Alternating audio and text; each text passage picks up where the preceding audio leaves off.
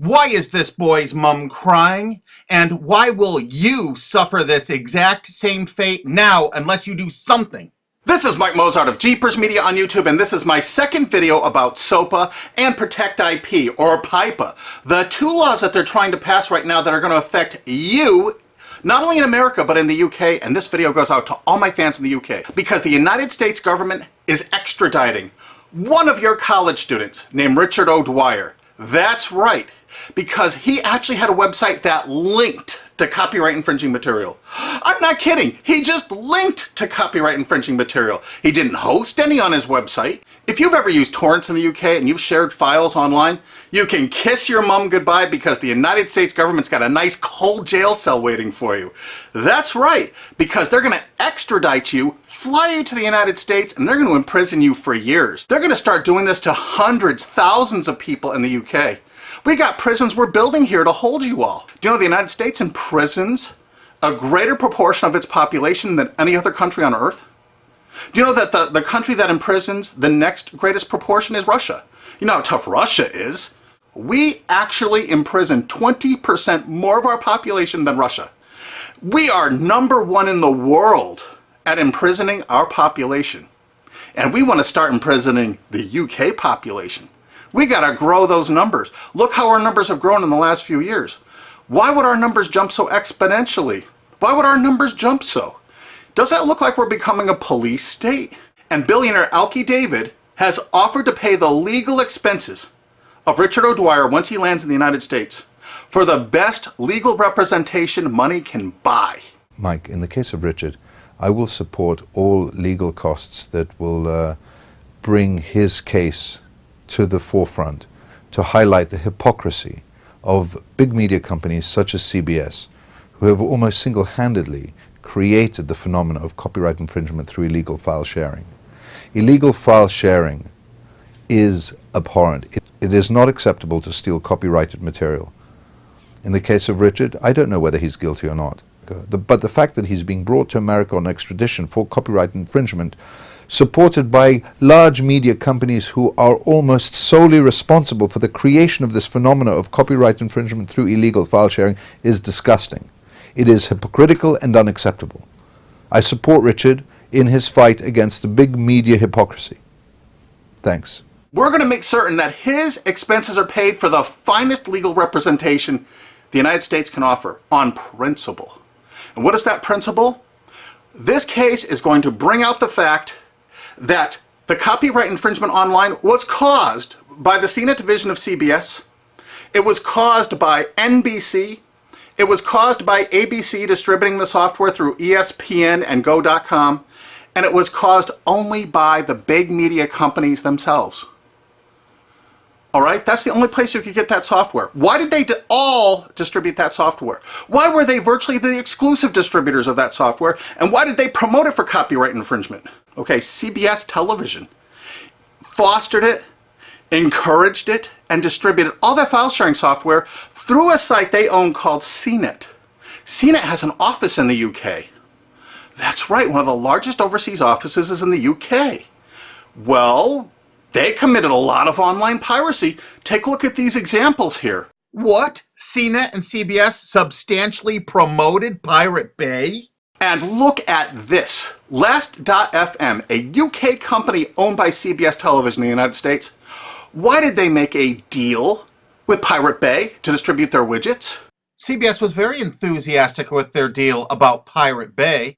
And CBS made this deal with Pirate Bay immediately after purchasing Last.fm. Immediately. They didn't even wait. Pirate Bay isn't even legal in the United States, and they threw their full support behind it. This is one of the widgets. Are they endorsing Pirate Bay? And oddly enough, CNET division of CBS actually considered Last.fm to be spyware. Were they using these widgets to actually spy on Pirate Bay to take them down? It seems possible, since it was widely reported about that time period that CBS was turning over user data to the RIAA from Last.fm. Or maybe it was just because CBS was actually distributing and promoting one of their new shows called Pirate Master in 2008. This is reported by Torrent Freak. And they actually had links right to torrents to download the show. And this is on CBS's own website. Of course, this is one of CNET CBS's proud offerings, the Pirate Bay Search Download. This allowed you to actually cruise all the popular sites without actually going there, so you could download tons of pirated media illegally. They even say that in this download. Of course, it's downloaded right from CNET's own servers. Even though CNET was offering this in 2010, they've taken it down because we squealed.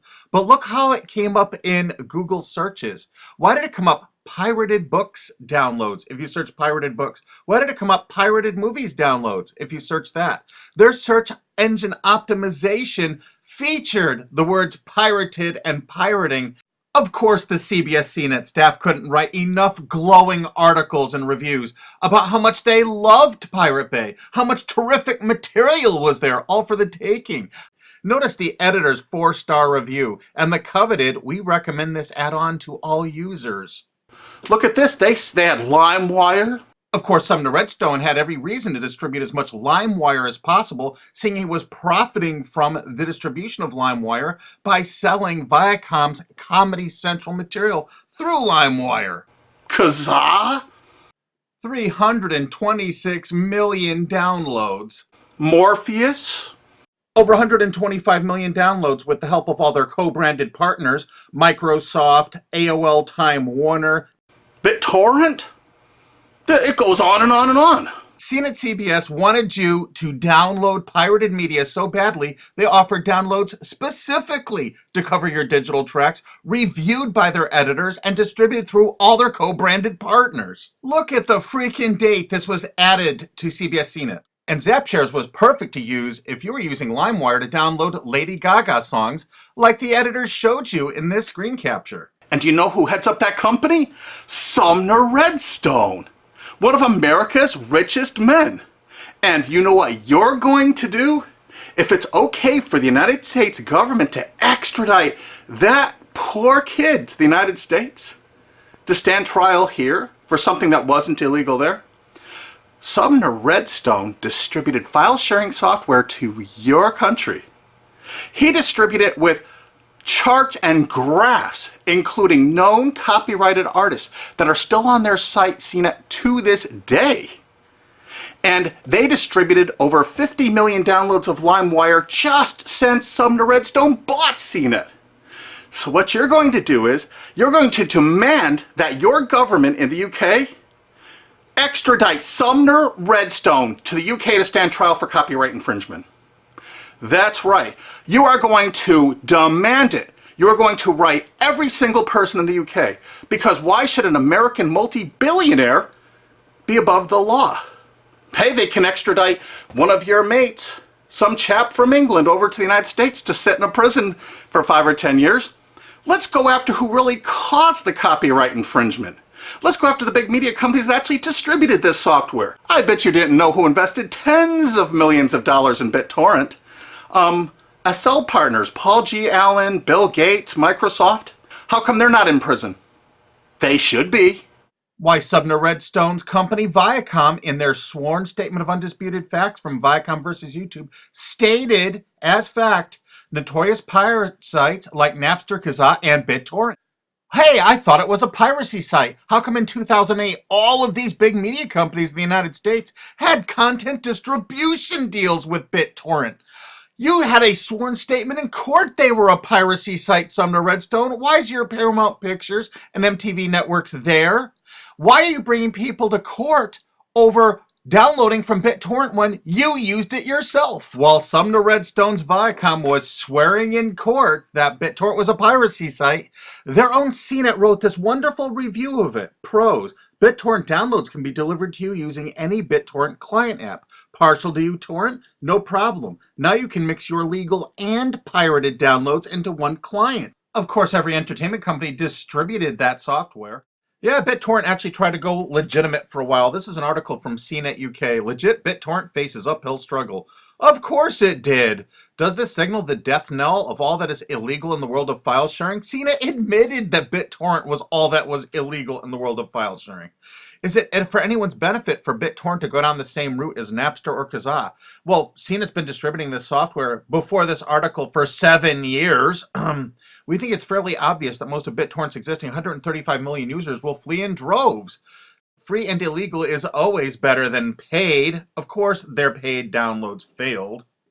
Remember, you have to look at the dates on this software from CNET CBS. This is November 5th, 2010.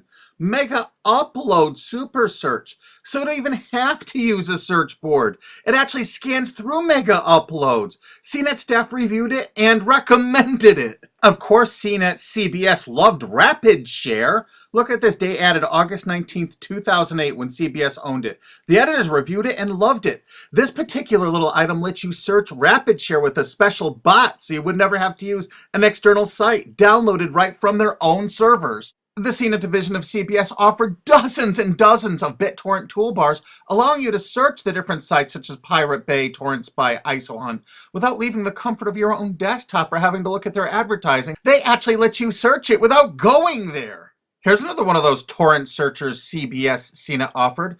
The pictures showed all the results for Lost, the TV show. JP Torrent is the first multi-search torrent program. It lets you search over 100 torrent pages with one click. And feast your eyes on the picture the CNET editors provided for you so you can see how effective it is. They showed you a picture of the Lost TV show. They checked over 300 different torrents. These are the top 15. Mininova, Pirate Bay, ISOHunt, Torrent Spy. I think you get the idea that the whole point of downloading these was to find copyrighted TV shows. Huh, CBS?